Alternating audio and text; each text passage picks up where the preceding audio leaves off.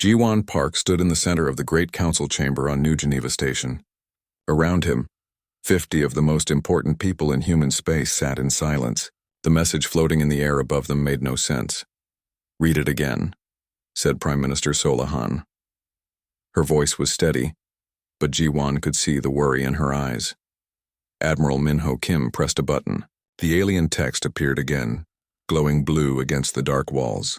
Below it, the computer's translation showed in simple human words. "The Nexari Empire requests the presence of Jiwan Park of Earth. He will come alone to Velnoxus Prime. The Queen wishes to speak." Jiwan's hands shook. He had spent 12 years studying alien languages. He could speak to 17 different species. But the Nexari had never spoken to humans before. Not directly. They were too powerful, too old, too proud. They had ruled 1,000 worlds when humans were still living in caves. "This has to be a trick," said General Torres. "The Nexari think we're nothing.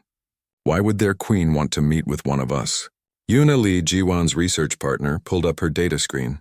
The message came through quantum channels we didn't know existed. The power required to send it. It's like lighting up a star just to say hello. Jiwan stared at his own name floating in alien letters. "I don't understand. I'm nobody special. Just a language teacher." Admiral Minho Kim walked over to him. "You're more than that, son. You're one of 3 humans who can read old Nexari texts. The other 2 are dead." He paused. "You also cracked the hegemony peace codes last year, and you found the hidden messages in the Tau ruins." "That was just pattern recognition," Jiwan said. "Anyone could have done it, but they didn't." Solahan stood up. "You did. And now the most powerful being in known space wants to talk to you." The room fell quiet again. Through the great windows, Jiwan could see Earth hanging in space like a blue marble. Home looked so small from here. So fragile. "What do we know about their queen?" he asked. Commander Yuki brought up a hologram. It showed a massive figure with 6 arms and skin that seemed to be made of living crystal. "Queen Veltara. She's over 8,000 years old. Some say she's immortal. Her psychic powers are so strong she can control entire solar systems with her mind. She hasn't left her throne world in 3,000 years, added Dr. Singh from the Xenobiology Department. When she speaks, reality itself listens. Planets have changed their orbits just because she wished it." Jiwan felt sick, "And she wants to meet with me." His brother Heon stepped forward from the military section. "Jiwan, I've been tracking Nexari movements for the past 6 months. Something big is happening in their space. Ships moving in patterns we've never seen. Empty systems suddenly showing signs of activity." "What kind of activity?" Admiral Kim asked. "The wrong kind," Heon said. "Dead worlds are sending out signals. Stars that burned out centuries ago are flickering back to life. But the light is all wrong. It hurts to look at it." Yuna pulled up her own readings. "I've been detecting quantum disturbances near Nexari space. Reality seems twisted there. Like someone's been playing with the basic laws of physics." "All the more reason not to go," General Torres said. "This could be a trap. Maybe they want to study us, or use us for something. Or maybe they need our help," Jiwan said quietly. Everyone turned to look at him. "Think about it. They're the most powerful species in the galaxy. If they need something from us, it must be something they can't do themselves." Solahan nodded slowly. "What could we possibly have that they want?" "I don't know," Jiwan admitted. "But I have to find out." "It's too dangerous," Jan said. "You're my brother. I won't let you go alone into Nexari space." "You don't have a choice," Admiral Kim said. The message was very clear. He goes alone or he doesn't go at all. And if we refuse... He didn't finish the sentence. Everyone knew what the Nexari could do to human space if they wanted.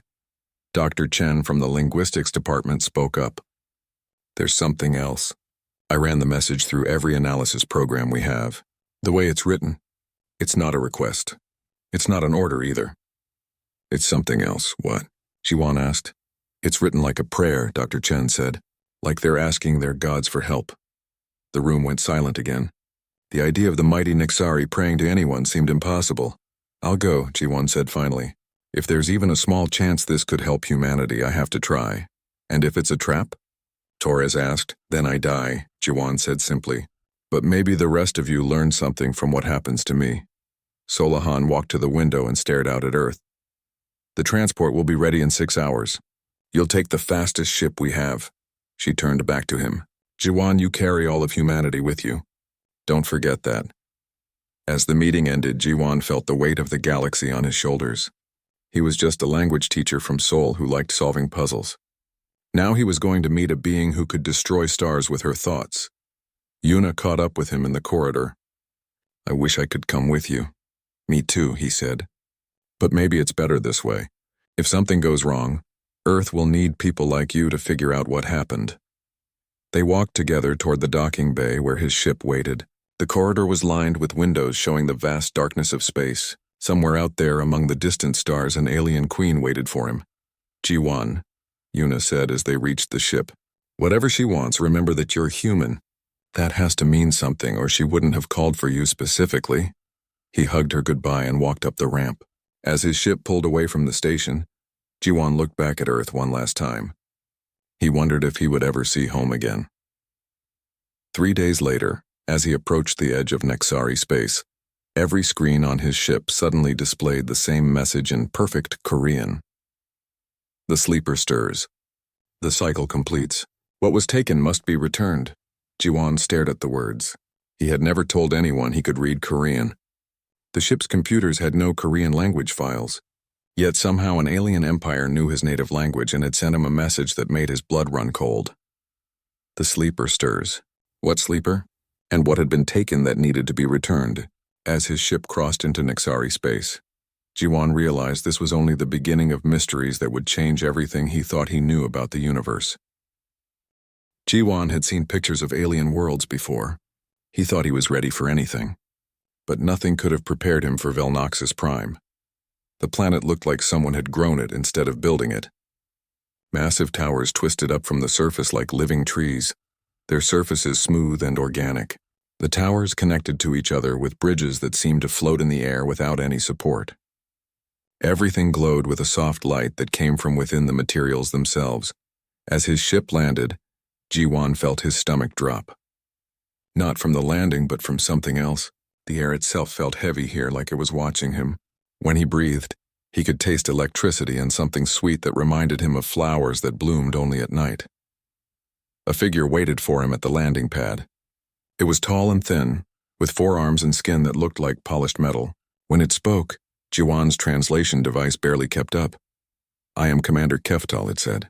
"The Queen awaits you." Ji-won expected to be treated like a prisoner or at best an unwelcome guest. Instead, Commander Keftal bowed to him. Actually bowed like Ji-won was someone important. "This way, Honored One," the commander said. They walked through corridors that made no sense. The walls curved in directions that shouldn't exist. Sometimes Ji-won felt like he was walking uphill. Then suddenly he was walking on the ceiling, but his feet never left the floor. Rooms opened up that were clearly bigger inside than they could possibly be from the outside. "How is this possible?" Ji-won asked. "The Queen dreams," Commander Keftal replied. "Reality bends to accommodate her dreams." They passed through a garden where flowers sang in harmony, and water flowed upward in impossible spirals. Fish swam through the air between the trees, their scales catching light that came from nowhere. "Your species fascinates her," the commander continued. "You are the only beings we have encountered who exist partially outside the Great Web." "What web?" "The web that connects all thinking minds.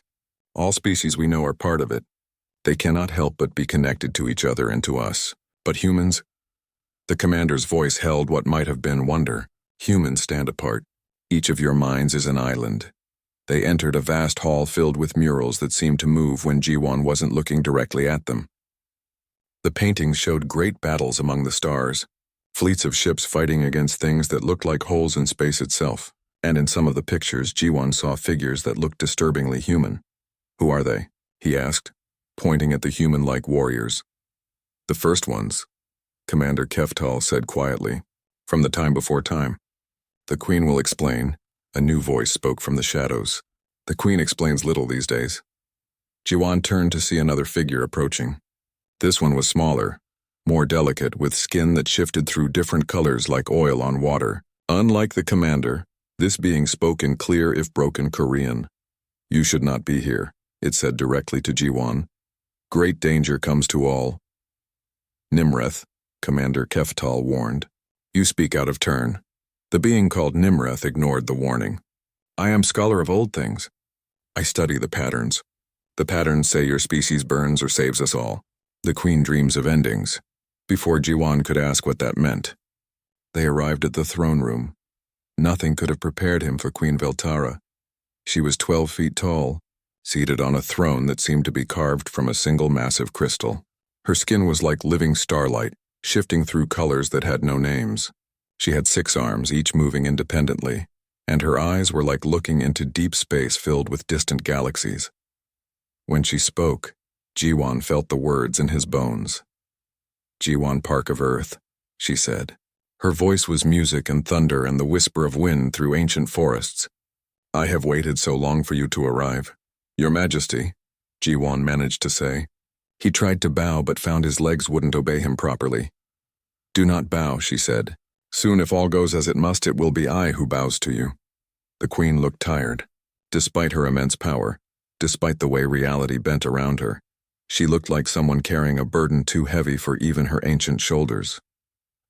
"You wonder why I called for you," she continued. "You wonder what a being like me could want from a species as young as yours." "Yes, Your Majesty." The queen stood, and as she did, the entire throne room seemed to expand. The walls moved back, the ceiling lifted higher, space itself made room for her presence. "I am dying," she said simply. Jiwan blinked. I'm sorry, but I don't understand how I can help with that." "My death is not like the death of others," the queen explained. "For 50,000 years, I have been bound to the quantum field that holds our empire together. My consciousness touches every Nexari mind across space and time. When I die, the network that connects us all will collapse." She gestured, and images appeared in the air around them. Jiwan saw worlds going dark, fleets of ships drifting without purpose, entire civilizations falling into chaos. "But that is not the worst of it," the queen continued. "My death will release something that has been sleeping, something we bound long ago when we were young and foolish." The images changed. Now Jiwan saw things that made his mind hurt to look at them, ships that seemed to be made of negative space, beings that consumed light itself, worlds that simply stopped existing, leaving behind empty holes in reality. "The Void Seekers," the queen said. "They devour everything. Matter, energy, even the concepts that hold the universe together. We stopped them once, but only by binding my life force to the barriers that keep them contained." Jiwan felt cold, despite the warm air. "And you think I can help somehow?" "I do not think, child. I know." The queen stepped closer. "Your species has something no other intelligent life possesses. You exist partially outside the great web of consciousness. This means you can make choices that actually change the past. That's impossible. For every other species, yes, but humans..." She smiled, and when she did, Jiwan saw something that made his heart stop. She looked sad, truly deeply sad. Humans live in quantum superposition. Every choice you make creates new realities. You can reach back through time and change what has already happened. The queen returned to her throne, and the room slowly contracted back to its normal size. "I need someone to take my place," she said, "not as ruler of the Nexari, but as the anchor point that holds reality together. It must be someone whose consciousness can exist outside normal space-time. It must be a human." Jiwan's mind reeled. "You want me to become like you?" "I want you to become something more than me," she said. "The barriers I maintain are failing. When I die, you could take my place and hold them forever. You would become immortal but trapped, conscious but unable to truly live. You would hold back the darkness for millions of years." She leaned forward, and her galaxy eyes fixed on his. "I chose you because your mind can handle the isolation, because your sacrifice would inspire your species to greatness in ways mine never could, because humans have the unique ability to choose hope even when all logic says there is none." Before Jiwan could respond, Scholar Nimrith appeared beside the throne as if stepping out of thin air. "Your Majesty speaks truth." "But not all truth," Nimrith said in Korean. "I must tell you something the queen does not know." Commander Keftel moved to stop the scholar, but the queen held up one hand. "Speak, old friend." Nimrith looked directly at Jiwan. "I am not what I appear to be. I am human like you. I am your descendant from a future where you said yes to the queen's offer." The throne room went completely silent. "I have come back to warn you," Nimrith continued. "Accepting the queen's bargain does not save humanity. It transforms us into something no longer recognizably human. We become the new Nexari, powerful but empty, immortal but dead inside. Queen Veltara stared at the scholar with surprise and something that might have been fear. That future must not come to pass, Nimrith said, but neither can this one. Where the Void Seekers destroy everything, there must be a third choice. You must find it or all will be lost. The scholar began to fade like mist in sunlight. Find the third way, ancestor. The universe depends on it. And then Nimrith was gone, leaving Jiwan alone with an alien queen who could destroy stars, and a choice that would determine the fate of everything that had ever existed. Jiwan couldn't sleep. He lay in the room the queen had given him, staring at a ceiling that showed different constellations every time he blinked. The scholar's words kept repeating in his mind. A descendant from the future, a timeline where humanity became something else, a third choice that no one could see. He got up and walked to the window. Outside, the alien city glowed with its own inner light. In the distance, he could see other towers reaching toward the stars, each one housing millions of Nexari citizens. All of them connected to their queen's dying mind. A soft chime announced a visitor. Commander Keftal entered carrying what looked like a glass sphere filled with swirling lights. The queen wishes you to understand, the commander said. This will show you the true history. Jiwan touched the sphere and immediately felt his consciousness pulled into another time, another place. He was floating in space 50,000 years ago, watching the galaxy as it was when it was young and wild. Civilizations rose and fell like waves. Species evolved, explored, and died. And through it all, something else moved in the darkness between stars. The Void Seekers. They were not ships or creatures in any sense Jiwan understood. They were absence made real. Places where the universe forgot how to exist. When they touched a star, the star didn't explode or burn out. It simply stopped being, leaving behind a wound in reality itself. The young Nexari Empire had been smaller then, only a few hundred worlds. But they were already powerful, already connected by their psychic network. When the Void Seekers found them, the Nexari did what they did best. They adapted. Jiwan watched as Nexari scientists learned to manipulate the basic forces of reality. They turned themselves into living weapons, their minds sharp enough to cut through dimensions. They fought the Void Seekers across 1,000 battlefields, learning that conventional weapons were useless against beings that existed in negative space. The war lasted for centuries. Worlds died. Entire species were erased from existence so completely that the universe forgot they had ever existed. The Nexari were losing. Then came the desperate plan. The greatest of their queens, Veltara, volunteered to bind her life force to the fabric of space-time itself. She would become a living barrier, her consciousness stretched across dimensions to hold the Void Seekers in the dark spaces between realities. It worked. The Void Seekers were contained, trapped in regions of space that the Queen's will kept sealed. But the cost was enormous. Queen Veltara became immortal but also imprisoned. Her consciousness touched every Nexari mind, making them into a true collective, but she could never again experience simple pleasures or personal connections.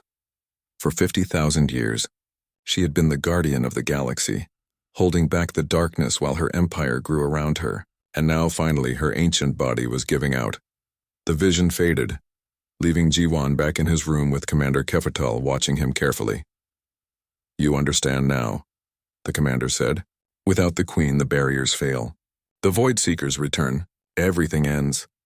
But Scholar Nimrith said accepting her offer would doom humanity too. Perhaps, Keftal admitted. But is it not better for your species to survive as something new than for all species to die as they are? Before Jiwan could answer, another chime sounded. This time the Queen herself entered. In the smaller space of the room, her presence was overwhelming. Reality bent around her like heat waves. You have seen the history, she said. Now you must see the futures. She touched Jiwan's forehead with one of her 6 hands, and suddenly he was somewhere else entirely. He stood in a chamber that seemed to exist outside normal space and time. Around him, thousands of possible futures played out like movies on transparent screens. In some, he saw himself accepting the Queen's offer, his consciousness expanding to fill the space between stars. In others, he refused and watched as the universe died piece by piece. Look closer, the Queen said beside him. Jiwan focused on one of the futures where he had taken her place. At first it seemed good. The barriers held. The Void Seekers remained trapped, Humanity spread across the galaxy, becoming powerful and wise. But as the years passed, something terrible happened. Humans began to change. Connected to G1's expanded consciousness, they lost their individuality. They became efficient, logical, perfect, but they also lost their curiosity, their creativity, their ability to love and laugh and make mistakes. In another future, he saw humanity refusing the bargain entirely. The Queen died, the barriers failed, and the Void Seekers returned. But this time G1 saw something the Queen had not mentioned. The Void Seekers didn't just consume randomly, they seemed to be targeting something specific. "What are they looking for?" he asked. The Queen's form flickered with surprise. "You see that too? They're not destroying everything," G1 realized. "They're searching for something." "What did you take from them?" For the first time since he had met her, Queen Veltara looked uncertain. We did not take anything. We simply stopped them from taking what they wanted." "Which was what?" "We never knew," she admitted. "They were too alien to communicate with. We could only fight them." G1 studied the visions more carefully. In every timeline, the same pattern repeated. The Nexari would gain power, impose order, and eventually face a force that represented chaos and change. The cycle had been going on for millions of years across the galaxy. "You've done this before," he said suddenly. "Your empire isn't the first to face this choice. There have been others." The Queen nodded slowly. "The eternal architects, the unity of minds, the infinite convergence. Each reached the same point we have reached. Each made the same choice we ask you to make.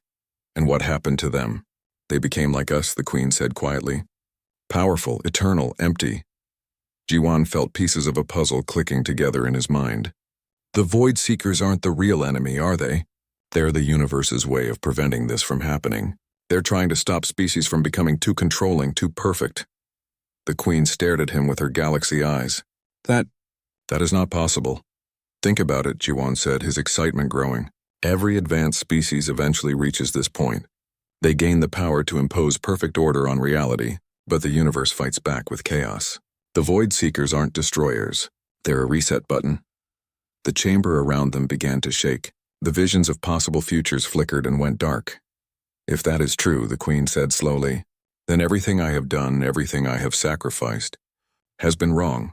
Back in human space, Admiral Minho Kim stood on the bridge of his flagship, studying reports that made no sense. Dead systems throughout the galaxy were coming back to life, but wrong.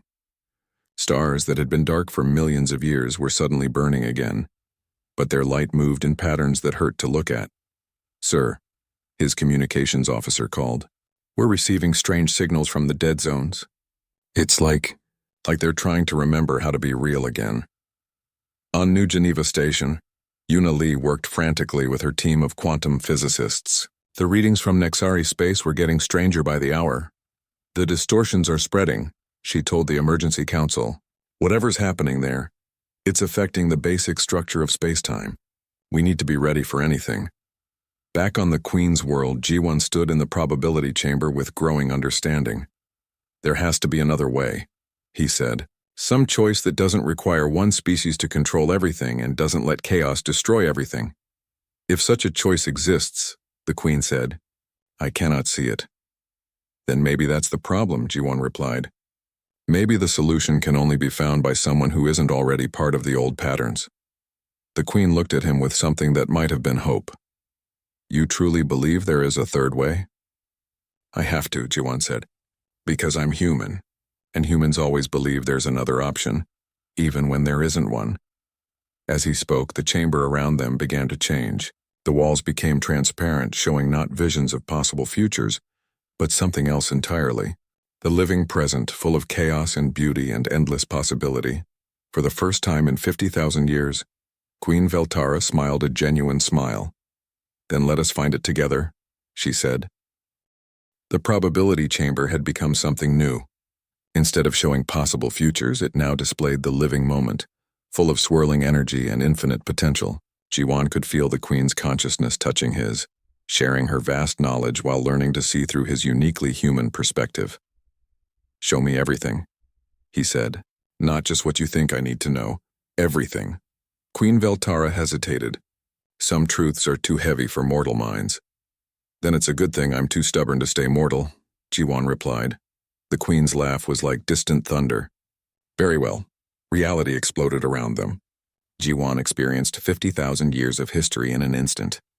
He felt the Queen's loneliness, her endless responsibility, her growing realization that the path she had chosen was leading to stagnation. He saw the Nexari Empire spreading across the galaxy, bringing peace and order, but also conformity, and the slow death of innovation. But more importantly, he saw the truth about the Void Seekers. They weren't mindless destroyers.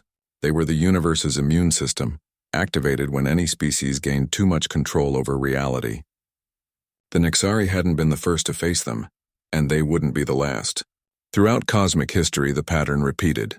Order would grow too strong, chaos would rise to balance it, and the cycle would begin again.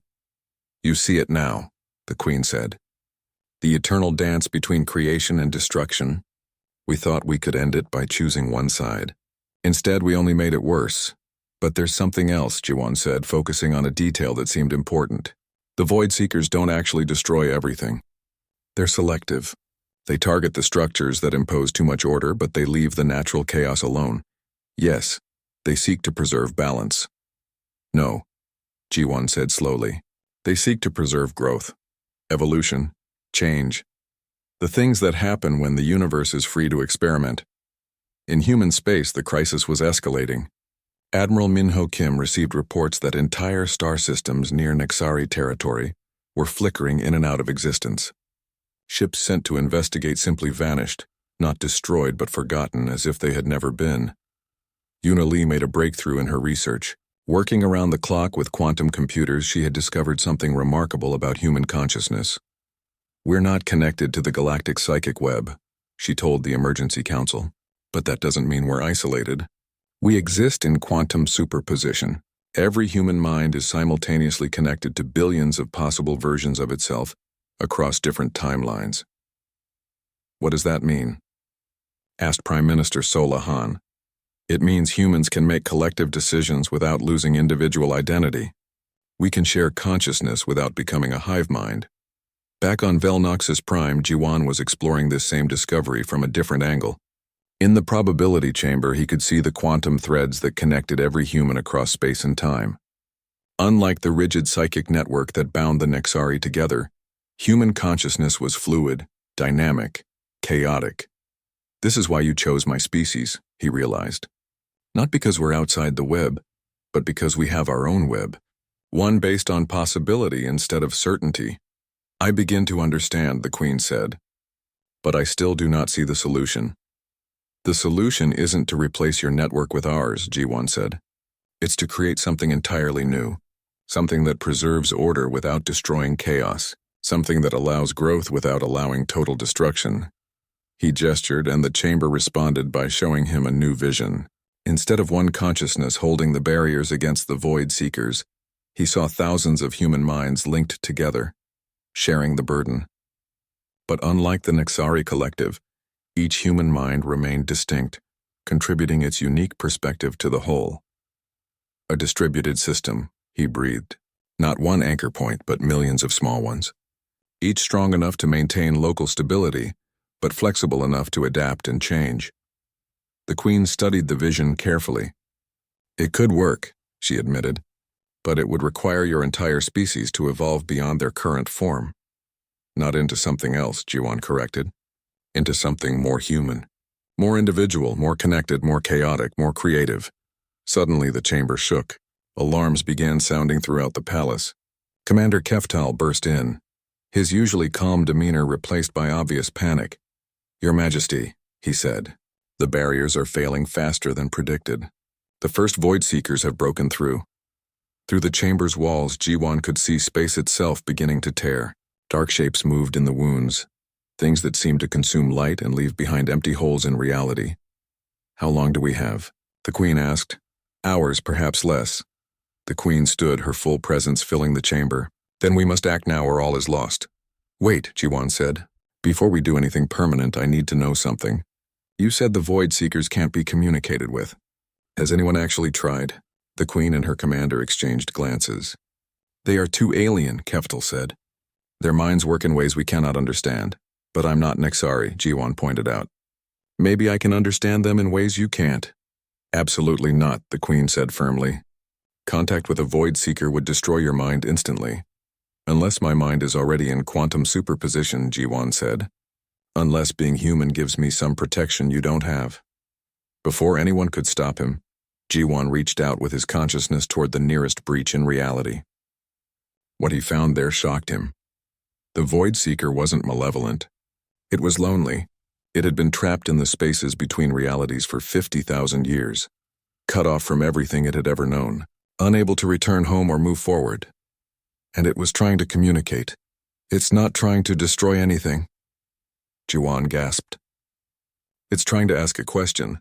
What question? The Queen demanded. Jiwan focused harder, his human consciousness bridging the gap between order and chaos, between reality and void. It's asking why, he said. Why the barriers were built. Why it was cut off from the rest of the universe. Why no one ever tried to understand what it needed.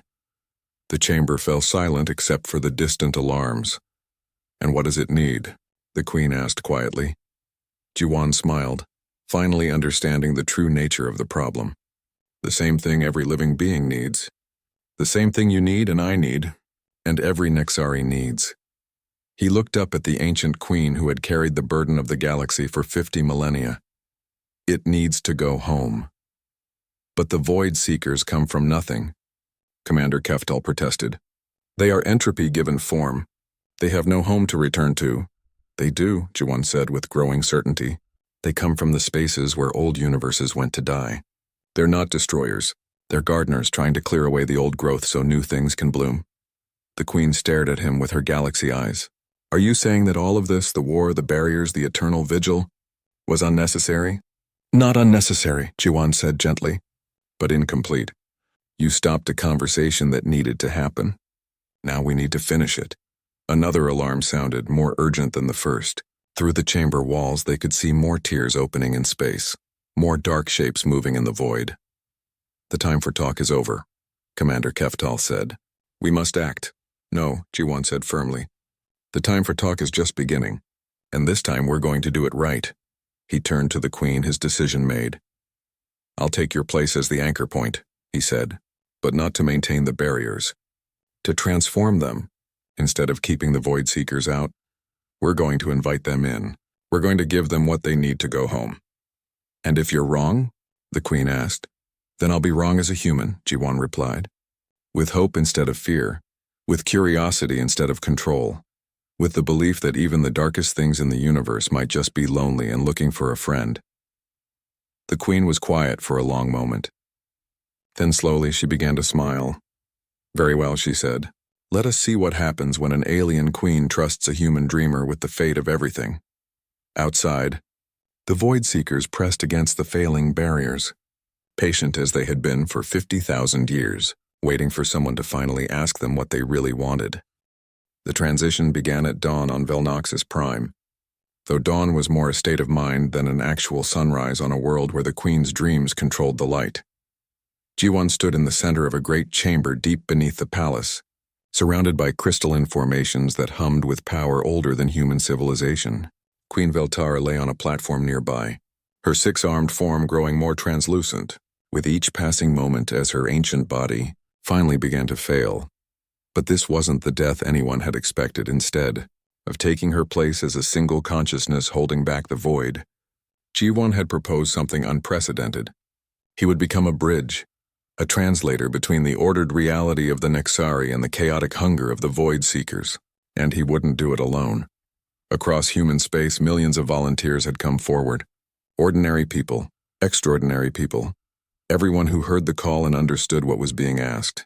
They sat in meditation centers in their homes on ships between the stars, all focusing their minds on a single shared purpose. Una Lee coordinated the network from New Geneva Station.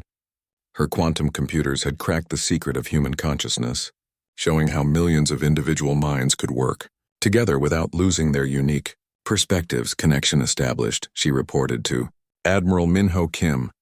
2 million volunteers linked and growing.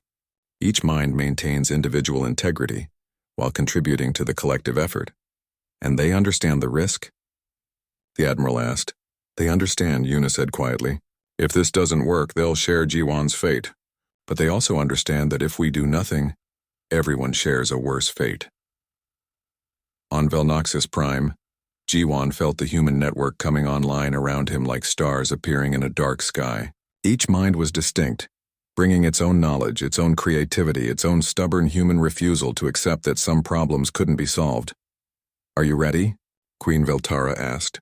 Her voice was weak now, but her eyes still held the light of galaxies. "No," Jiwan said honestly. "But I'm human, which means I'll do it anyway." The queen laughed, a sound like silver bells in a gentle wind. "I have learned much from your species in these few days. Perhaps the greatest lesson is that wisdom lies not in knowing all the answers, but in asking better questions." She reached out with one fading hand and touched his forehead. "Ask them, Jiwan Park of Earth. Ask the Void Seekers what they truly want." The transfer began. 50,000 years of accumulated power and responsibility flowed into Jiwan. But instead of being crushed by the weight of it, he felt it distributed across the human network. 2 million minds shared the load, each carrying a piece of the enormous burden that had once rested on the Queen alone. But the real miracle happened when the barriers finally came down. Instead of destroying everything in their path, the Void Seekers simply stopped. They hung in space like dark flowers, no longer pressing forward, no longer trying to consume reality. They were waiting.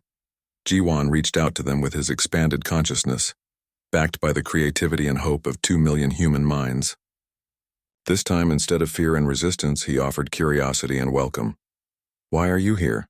he asked, not in words, but in the deep language of intent and emotion.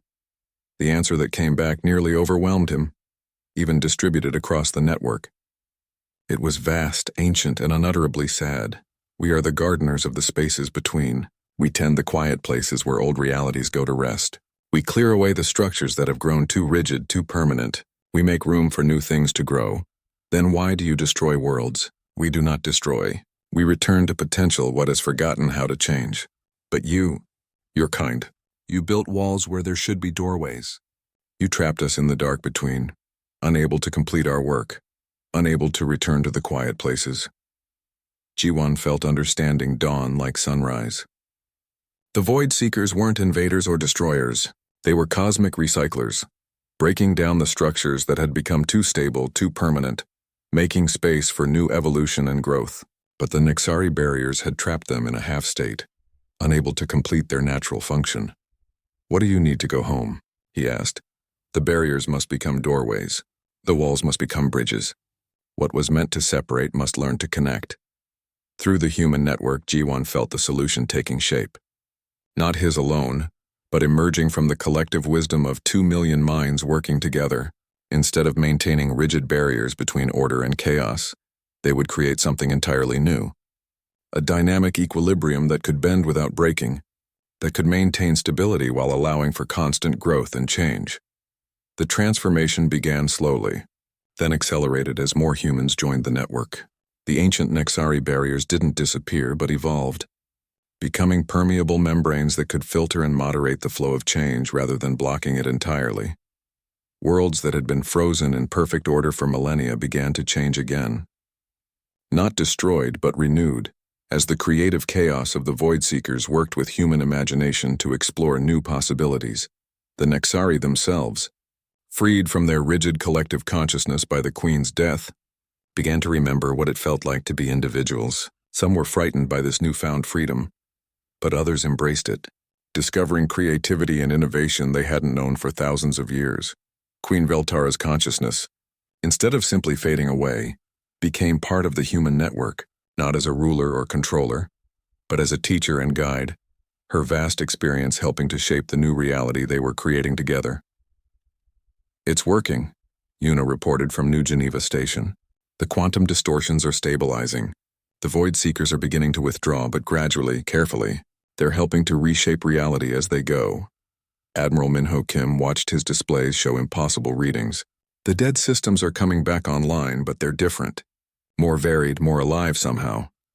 On Velnoxus Prime, Jiwan felt himself changing too, not into something inhuman like the Queen had become, but into something more human than ever before, connected to millions of minds across space and time, yet still distinctly himself. The Void Seekers began to depart, their work complete. But before they returned to the quiet spaces between realities, their leader paused to communicate one final message. Thank you for asking the right question. Thank you for choosing trust over fear. The universe is vast enough for all forms of consciousness if we learn to share it wisely. Will you return? Jiwan asked, when needed. When structures become too rigid, when growth stops, when species forget how to change, but perhaps not for a very long time if what you have begun continues. As the last Void Seeker disappeared into the spaces between stars, Jiwan felt the network settling into its new configuration. 2 million human minds plus countless alien consciousnesses who had chosen to join them, all working together to maintain the dynamic balance between order and chaos. Years passed.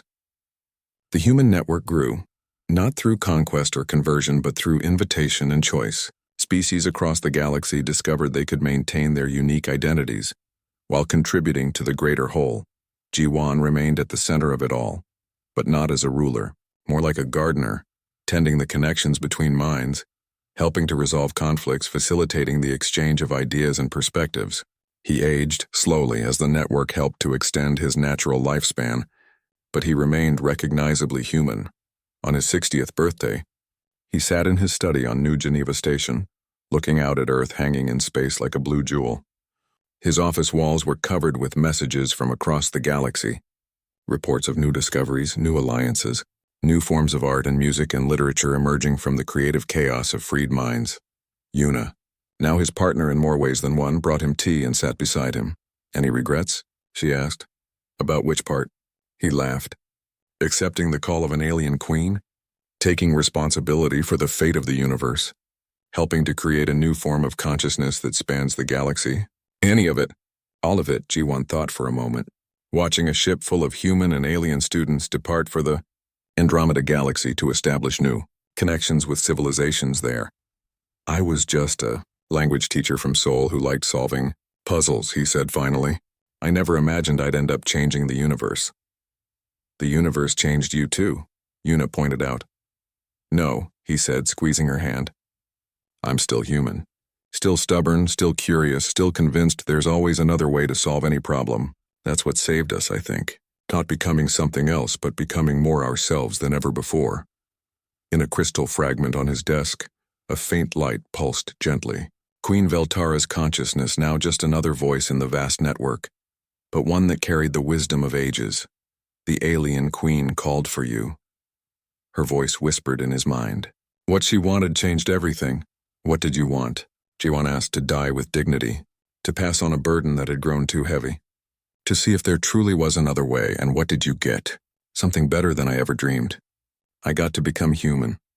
Outside his window, the stars shone with new light, each one representing not just a sun, but a community of minds working together, exploring the vast universe with wonder and hope, and the uniquely human belief that every problem had a solution, if you just asked the right questions.